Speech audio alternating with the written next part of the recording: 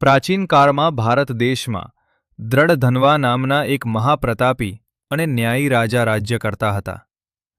તેમની પત્નીનું નામ ગુણવતી હતું, જે નામ પ્રમાણે જ અત્યંત ગુણવાન, ધાર્મિક અને દયાળુ હતા.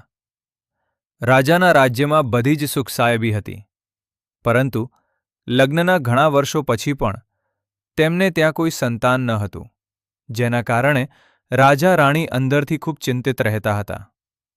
એક દિવસ તેમના રાજ્યમાં પરમ જ્ઞાની મહર્ષિ વાલ્મીકીનું આગમન થયું.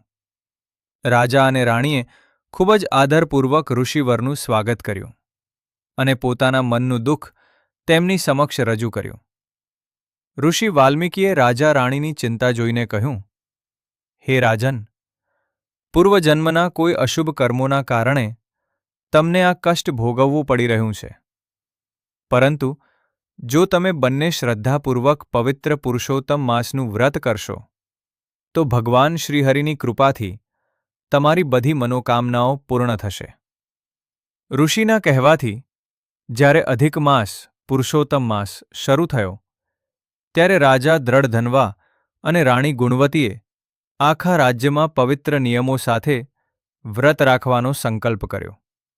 વ્રત દરમિયાન રાજા રાણી રોજ સવારે રાજમહેલના આંગણામાં વિદ્વાન બ્રાહ્મણોને બોલાવી પુરુષોત્તમ માસનું મહાત્મ્ય સાંભળતા.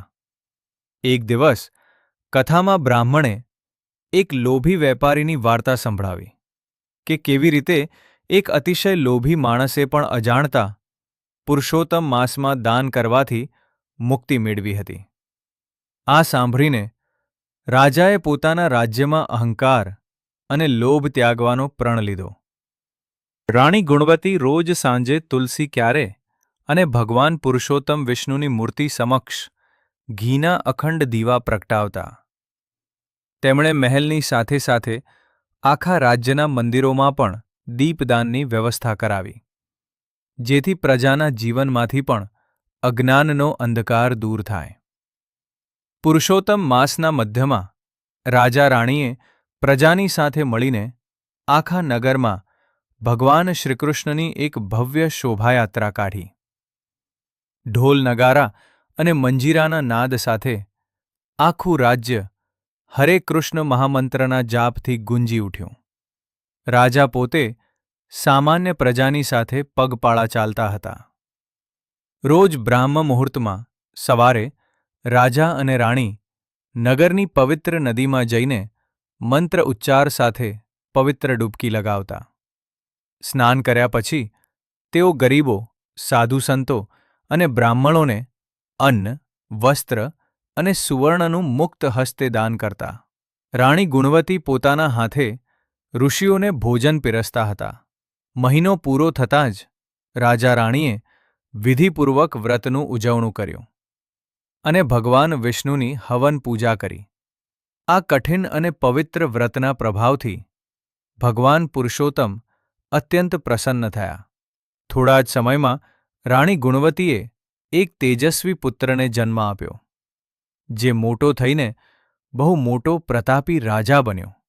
રાજ્યના તમામ સુખો ભોગવ્યા પછી પોતાની વૃદ્ધાવસ્થામાં રાજા દ્રઢધન્વા અને રાણી ગુણવતી ભગવાન વિષ્ણુના ધ્યાનમાં લીન થઈ ગયા. પુરુષોત્તમ માસના પુણ્ય પ્રતાપે મૃત્યુ પછી યમદૂતોને બદલે વૈકુંઠથી દેવદૂતો રથ લઈને આવ્યા અને રાજા રાણીને સદેહે પરમધામ તરફ લઈ ગયા.